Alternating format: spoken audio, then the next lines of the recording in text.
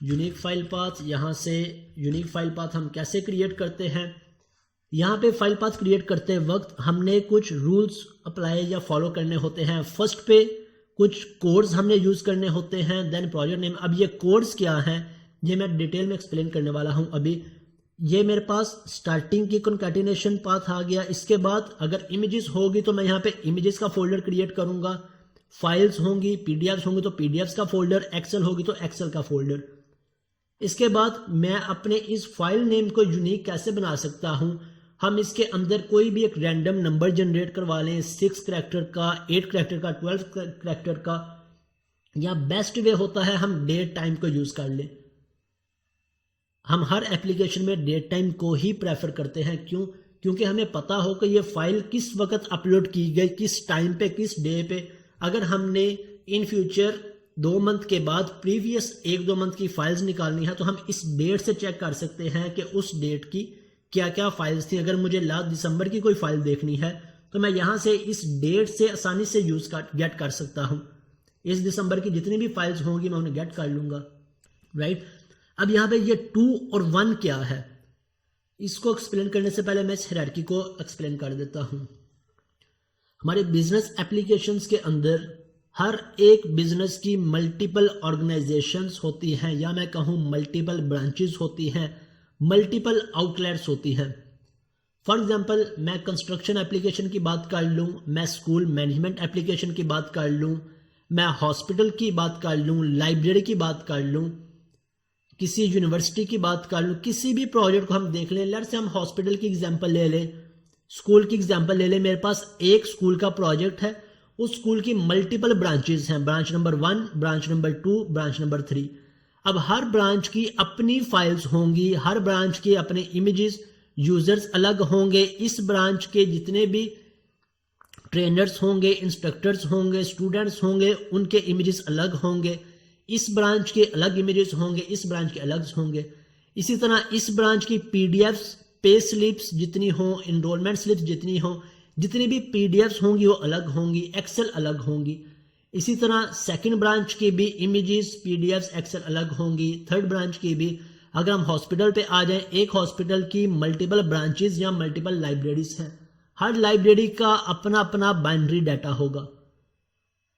इसी तरह अगर हम प्रोजेक्ट मैनेजमेंट की एप्लीकेशन पे आ जाएं तो एक प्रोजेक्ट में मल्टीपल ऑर्गेनाइजेशंस होती हैं। ईआरपी की भी एग्जांपल ले लें तो एक ईआरपी में मल्टीपल होटल्स, एक होटल में मल्टीपल आउटलेट्स होती हैं, मल्टीपल रेस्टोरेंट्स हो सकते हैं। सो हमने इन सब का डाटा अलग अलग अपने पास स्टोर किस तरह से करवाना होता है या किस तरह से हम करवाते हैं इन सिनेरियोज की बेस पे। फर्स्ट पे हम यूज करते हैं प्रोजेक्ट कोड। यहाँ पे मेरे पास इस प्रोजेक्ट का कोई ना कोई कोड होगा जो हम किसी स्कूल को असाइन कर रहे हैं, किसी स्कूल के लिए इंस्टॉल कर रहे हैं, या हॉस्पिटल के लिए इंस्टॉल कर रहे हैं, या किसी ऑर्गेनाइजेशन के लिए इंस्टॉल कर रहे हैं। सबसे पहले ये प्रोजेक्ट कोड, इस प्रोजेक्ट की जितनी भी ऑर्गेनाइजेशंस हैं 1, 2, 3, देन हम यूज करते हैं उस ऑर्गेनाइजेशन का कोड। फर्स्ट पे आ गया project code, organisation code, then उस प्रोजेक्ट का नेम। जो भी नेम हो हम नेम रखना चाहें, ऑप्शनल पैरामीटर है, ना रखना चाहें ना रखें हम। मेरे पास ये हायरार्की आ गई, project code, organisation code, then नीचे फोल्डर। इमेजेस का फोल्डर है, इमेज है तो इमेजेस के फोल्डर में, पीडीएफ है तो पीडीएफ के फोल्डर में, एक्सेल है तो एक्सेल के फोल्डर में। इस तरह से हम फाइल पाथ क्रिएट कर लेते हैं। Project code dash, organisation code dash, image है तो इमेजेस का फोल्डर, फाइल्स है फाइल्स का फोल्डर, एक्सेल है एक्सेल का फोल्डर, और एट द एंड मेरी फाइल का यूनिक सा नेम। ये हमारे पास सारा क्या कहलाता है, फाइल पाथ। अगर मैं इसकी एग्जांपल दूं तो यहाँ पे हमारे पास 2, 1 मेरा प्रोजेक्ट नेम, इमेजेस, और ये मेरे पास ये फाइल किस वक्त अपलोड हुई है 6/1/2022 को। और यहाँ पे इसको फर्दर यूनिक करने के लिए और मिनट, सेकंड और मिली सेकंड्स के लिए हम FF को यूज करते हैं। सो मिली सेकंड में कभी भी ये नेम डुप्लीकेट नहीं हो सकेगा। और एट द एंड मेरा इस फाइल का नेम। इसी तरह पीडीएफ है तो पीडीएफ का फोल्डर और .pdf, एक्सेल है तो एक्सेल का फोल्डर। ये पॉइंट बहुत इंपॉर्टेंट है, हमने समझना और इसके अकॉर्डिंग इंप्लीमेंट करना है। अब यहाँ से आके हमारे पास क्योंकि प्रोजेक्ट कोड नहीं है सो मैं यहाँ पे हार्ड कोड कर लेता हूँ, ऑर्गेनाइजेशन कोड नहीं है मैं हार्ड कोड कर लेता हूँ। लेकिन हमारे रियल टाइम एप्लीकेशंस में ये सारे कोड हमारे सेशन वेरिएबल से या डेटाबेस में से आ रहे होंगे तो हम यहाँ पे उन्हें ऐड करेंगे। इसके बाद नेक्स्ट मेरे पास इमेज है, अभी मैं इमेज अपलोड करवा रहा हूँ तो इमेजेस का फोल्डर। इसके बाद नेक्स्ट अब मैंने यहाँ पे यूनिक डेट टाइम यूज़ करना है, datetime dot now dot to string के अंदर हम फॉर्मेट डिफाइन कर सकते हैं dd-mm-। यहाँ से मेरे पास ये फॉर्मेट क्रिएट हो गया yy। इसके साथ हम और मिनट का फॉर्मेट यूज़ कर लेते हैं, और मिनट और सेकंड और फिर मिली सेकेंड्स। और इसके बाद मैं यहाँ पे आके अंडरस्कोर, इस तरह से अंडरस्कोर, ये अंडरस्कोर और देन फाइल नेम, ये मेरे पास मेरा फाइल पाथ बन गया। अब इसी तरह अगर मैंने बेस पाथ यूज करना है, बेस पाथ हमारी उस ड्राइव का पाथ जहां पे हम इसे सेव करवाना चाहते हैं, हम इसके लिए स्टैंडर्ड यूज करते हैं ऑब्जेक्ट स्टोरेज का। इस फोल्डर के अंदर मेरे सारे के सारे ये इमेजेस जितने भी ऑब्जेक्ट्स हैं वो सेव होंगे। देन हम यहाँ पे फुल पाथ को यूज़ कर लेते हैं, जो मेरा फुल पाथ होगा जिसे हम कंबाइन कर लेते हैं path.combine, और पहले मेरा बेस पाथ आ जाएगा और इसके बाद मेरा फाइल पाथ आ जाएगा। सो यहाँ पे फुल पाथ मेरा जो जनरेट होगा, स्टार्टिंग पे मेरे पास मेरा ये बेस पाथ होगा, और बेस पाथ होने के बाद एट द एंड मेरे पास मेरा ये सारे का सारा पाथ आ रहा होगा, जो हमारे पास ये मेरा बेस पाथ और इसके स्टार्ट पे ये सारा ये मेरा फाइल पाथ और इसके स्टार्ट पे बेस पाथ आ रहा है। आई होप सो इसकी आपको समझ लग गई होगी, क्लियर अंडरस्टैंडिंग हो गई होगी कि पाथ को क्रिएट करना क्यों ज़रूरी है, इसको हम इग्नोर नहीं कर सकते। अब यहाँ पे पाथ क्रिएट हो गया। अब हमारे यहाँ पे दो स्टेप्स हैं। एक step save image in folder, second step save image in database. हमने फोल्डर में इस इमेज को सेव करवाना है, इसके बाद जोन सा उसका फाइल पाथ होगा और इस इमेज की डिटेल होगी, इसे हमने डेटाबेस में सेव करवाना है। तो हम फोल्डर में कैसे सेव करवाएं, हम इसके लिए भी एक कॉमन फंक्शन क्रिएट कर लेते हैं, जिसे हम अपना फाइल पाथ और फाइल पास कर दिया करेंगे, जो हमारी इस फाइल को इस पाथ पे सेव करवा दिया करेगी। चाहे हमारी इमेज की फाइल हो, हमारी पीडीएफ फाइल हो, एक्सेल फाइल हो, कोई भी डाटा हो, हम उसे फंक्शन को ये दो पैरामीटर्स पास करेंगे कि इस फाइल को इस पाथ पे सेव करवा दो, वो उसे सेव करवा देगी। जैसे ही मेरा रिकॉर्ड सेव होगा, इसके बाद हम यहाँ पे इसे डेटाबेस में इंसर्ट करवा देंगे। तो ये फंक्शनैलिटी हम इम्प्लीमेंट कर लेते हैं। इस फंक्शनैलिटी को इम्प्लीमेंट करने के लिए मैं यहाँ पे यूज़ नहीं करता, मैं इसके लिए एक स्टैंडर्ड वे फॉलो कर लेता हूँ। मैं इसके लिए एक मॉडल क्रिएट कर लेता हूँ, मॉडल को मैं नेम दे देता हूँ। मॉडल क्रिएट करने यहाँ पे, या मैं इसके लिए हेल्पर फंक्शंस क्रिएट कर लेता हूँ। हेल्पर फंक्शन जितनी भी हमारी कॉमन फंक्शनैलिटी हो, जो हर एक कोड के अंदर बार बार यूज़ हो रही हो, हम उसे हेल्पर फंक्शंस में ऐड कर लेते हैं। और यहाँ पे आके मैं एक फंक्शन क्रिएट कर लेता हूँ, क्लास क्रिएट कर लेता हूँ ऑब्जेक्ट स्टोरेज हेल्पर के नाम से। अब यहाँ पे ना भी क्रिएट करना चाहें, आप मॉडल्स में भी क्रिएट कर सकते हैं, मॉडल से उसे कॉल कर लें। आप सेम कंट्रोलर में क्रिएट करना चाहें, कॉमन में भी क्रिएट कर सकते हैं। लेकिन जो स्टैंडर्ड वे मैं फॉलो करता हूँ अपनी एप्लीकेशंस में, मैं यहाँ पे भी वही इंप्लीमेंट कर रहा हूँ।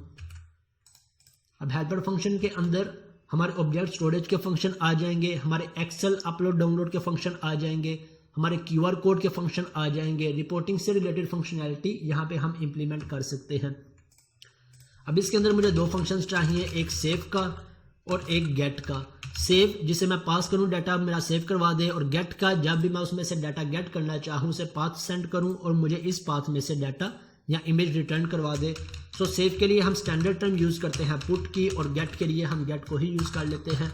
और यहाँ पे आके मैं फंक्शन क्रिएट कर लेता हूँ पब्लिक, और इसके बाद यहाँ से बूल और पुट ऑब्जेक्ट मेरे पास। अगर तो ये ऑब्जेक्ट सेव हो जाएगा मैं रिटर्न करवा दूंगा ट्रू, सेव नहीं होगा रिटर्न करवा दूंगा फॉल्स।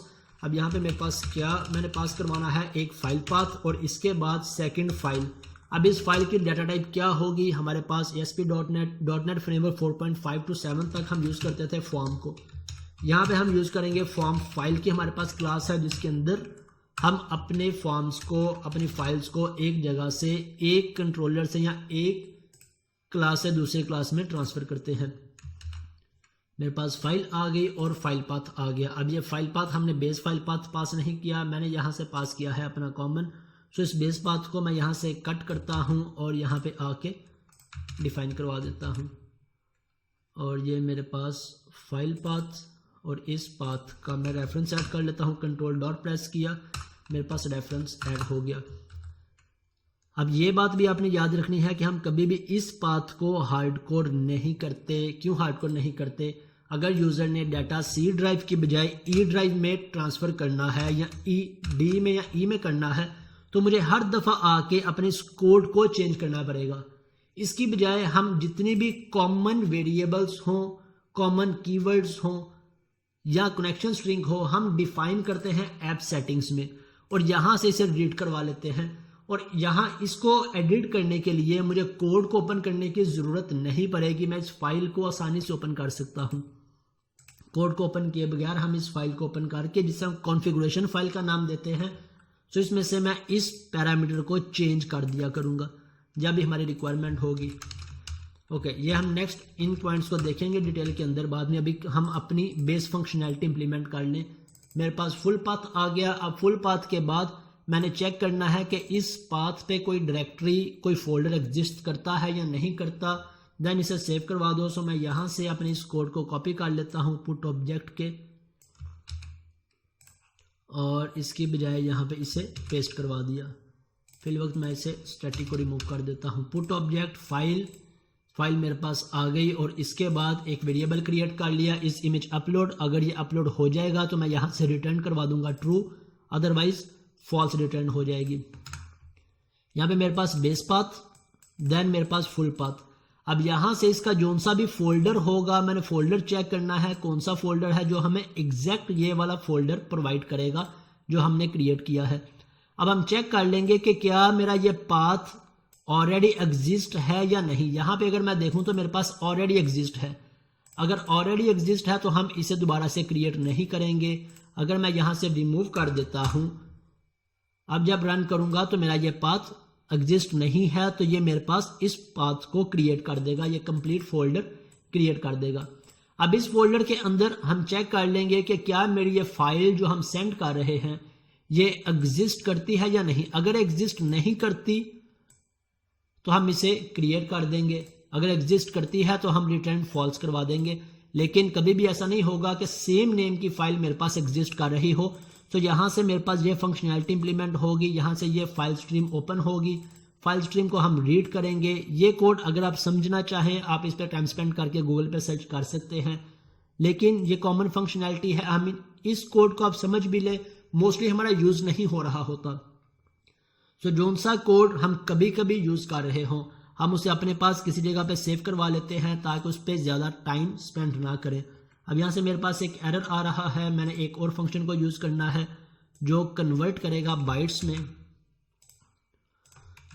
ये मेरे पास कन्वर्ट टू बाइट्स कर दिया और मेरा ये एरर ख़त्म हो गया। यहाँ से मेरी फाइल, ये स्ट्रीम मेरी फाइल को रीड करके यहाँ पे राइट करवा देगी और मेरा जैसे ही राइट होगी मैं इमेज अपलोड ट्रू कर दूंगा और रिटर्न करवा दूंगा। इट मीन्स जब इस फंक्शन को कॉल करूंगा तो ये मुझे क्या रिटर्न करेगा, ये मुझे ट्रू या फॉल्स रिटर्न करेगा।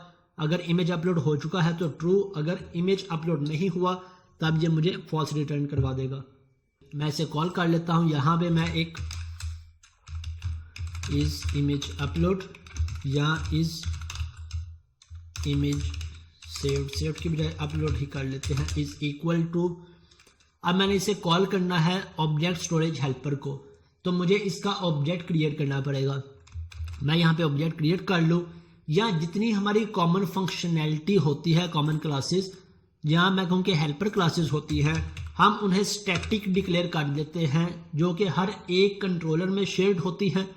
तो बजाय इसके हम इसका ऑब्जेक्ट क्रिएट करें, हम डायरेक्ट इस क्लास के नेम से इसे एक्सेस कर सकते हैं।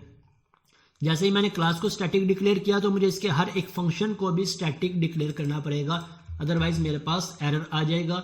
सो यहाँ से आके कॉमन कंट्रोलर के अंदर अब मैं इसके क्लास नेम से डायरेक्ट इसे एक्सेस कर सकता हूँ, ऑब्जेक्ट स्टोरेज हेल्पर। यहाँ से मैं इसका रेफरेंस ऐड कर लेता हूँ, कंट्रोल डॉट, मेरे पास रेफरेंस ऐड हो गया। अब मैं डॉट प्रेस करके इसके सभी फंक्शंस को आसानी से एक्सेस कर सकता हूँ।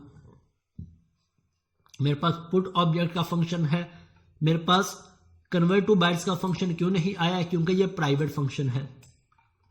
पुट ऑब्जेक्ट मेरे पास पब्लिक फंक्शन है, इसलिए मैं इसे एक्सेस कर सकता हूँ। पुट ऑब्जेक्ट और पुट करने के बाद इसमें मैंने दो पैरामीटर्स, एक फाइल पाथ पास करना है, सो यहाँ से आके मेरे पास ये मेरा फाइल पाथ आ गया, और सेकंड मुझे अपनी फाइल पास करनी है, सो इस फाइल को मैंने कॉपी किया और यहाँ पे पास करवा दिया। अगर तो मेरे पास ट्रू आ जाता है तब हम इसे क्या कर लेते हैं, हम इसे डेटाबेस में सेव करवा देते हैं। मैं यहाँ से आके इन कमेंट्स को यूज कर लेता हूँ। यहाँ पे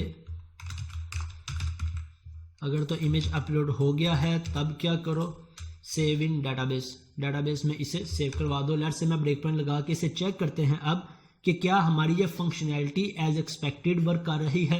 होप सो वर्क कर रही होगी, वर्क कर रही है तो फिर हम आगे फर्दर मूव होते हैं।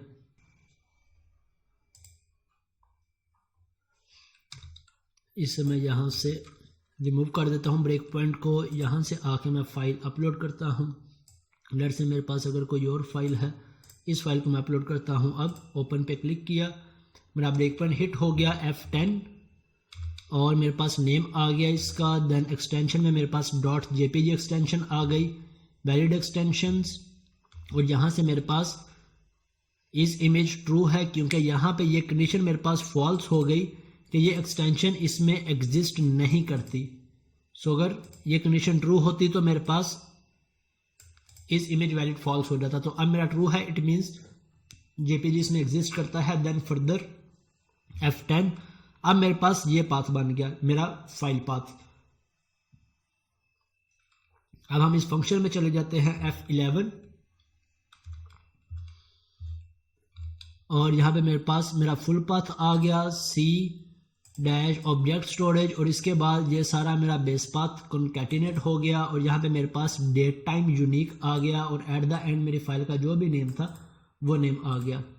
फर्दर करते हैं, F10 प्रेस किया, मेरे पास फोल्डर, अब जोन सा फोल्डर होगा फाइल नेम से पहले तक, ये लास्ट में मेरे पास फाइल नेम है, इससे पहले तक जोन सा फोल्डर होगा वो मेरे पास इस फोल्डर वेरिएबल में आ गया।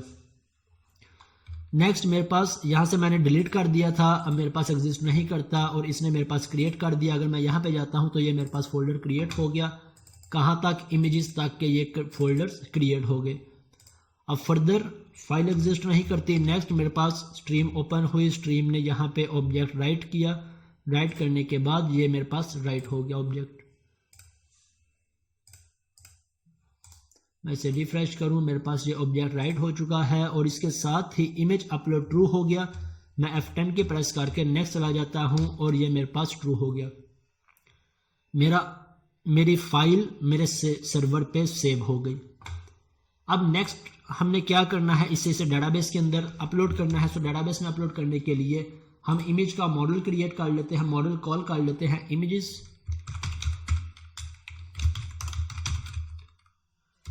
इमेजेस कंट्रोल डॉट प्रेस करके इसका रेफरेंस ऐड किया, obj या img obj इक्वल टू, और इसे मैं प्रॉपर्टीज पास करवा देता हूँ। कौन कौन सी प्रॉपर्टीज हैं, सबसे पहले फाइल पाथ, इमेज आईडी तो हमारे पास नहीं है, हम नहीं पास करवाएंगे। नेम मेरे पास क्या है, मेरे पास ये फाइल का नेम आ गया। देन फाइल टाइप की बजाय एक्सटेंशन हम ऐड करवा लेते हैं।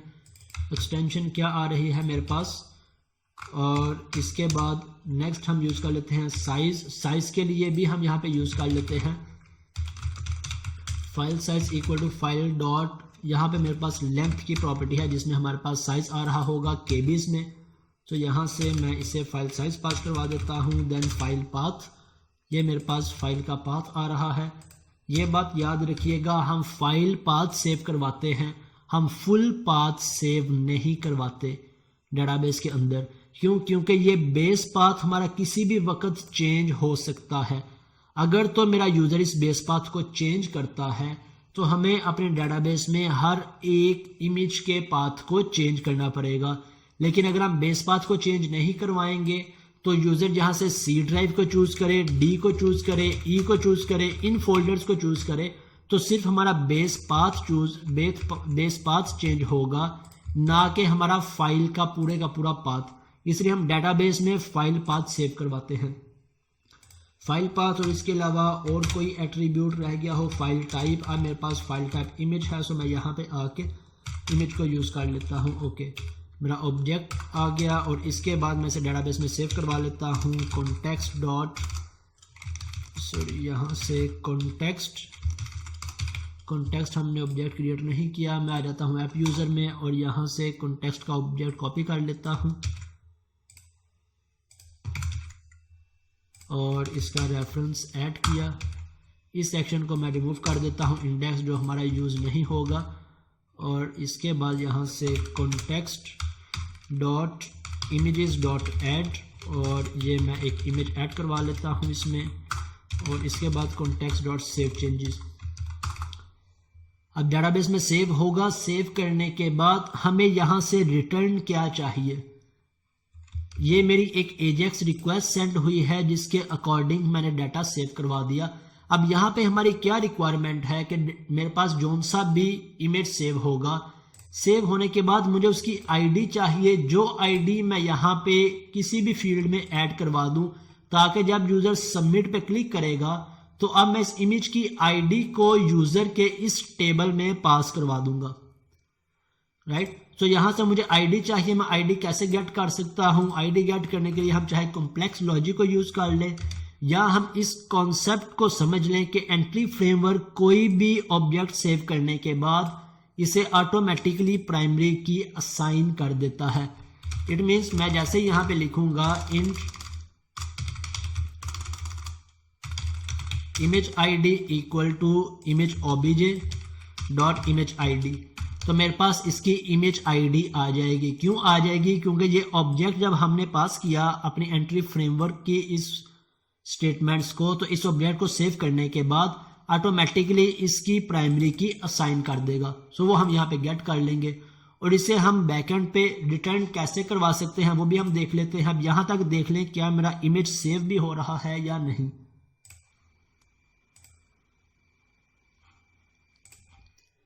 अब मेरे पास ऑलरेडी ये सारे फोल्डर्स क्रिएटेड हैं। अगर मैं दोबारा करूंगा, हम ये भी टेस्ट कर लेंगे कि क्या ये फोल्डर्स दोबारा से क्रिएट तो नहीं होते या इनमें कोई एरर तो नहीं आता। यहाँ से मैं फाइल को सिलेक्ट करता हूँ। अब लेट्स से मैं QR कोड की फाइल को ही अपलोड करवाता हूँ और F10, यहाँ से मेरे पास सारी वर्किंग हो रही है और इमेज अपलोड हो गया, ट्रू हो गया। मैं यहाँ पे आके चेक कर लेता हूँ, मेरे पास दोबारा से ये फोल्डर क्रिएट नहीं हुआ। अगर मैं यहाँ से 2 1 और इमेजेस का फोल्डर, और यहाँ पे देखूँ ये मेरे पास फाइल क्रिएट हो गई। और नेक्स्ट सेव और मेरे पास सेव हो गया। और अब इमेज आईडी में जोन सा इमेज था आईडी मेरे पास आ गई। लेट्स इसे वेरीफाई भी कर लेते हैं। सिलेक्ट को क्लिक किया, मेरे पास इमेज आईडी 12 और इसके साथ जोन सी एक्सटेंशन पाथ हमने सेंड किया था वो भी मेरे पास आ गया। राइट, यहाँ पे एक्सटेंशन का .png आ रहा है। हम इसे रिमूव भी करना चाहें फर्स्ट करेक्टर रिमूव कर लेंगे। मेरा नहीं ख्याल कि इसके लिए हमें कोई भी कॉम्प्लेक्स लॉजिक या आपको सर्च करने की ज़रूरत होगी।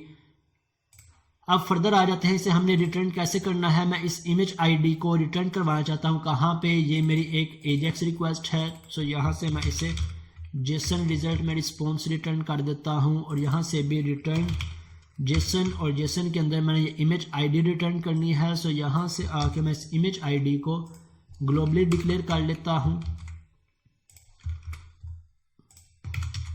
इमेज आईडी इक्वल टू 0 और यहाँ से इनिशियलाइज नहीं करवाता। इमेज आईडी मैं एज इट इज़ यहाँ से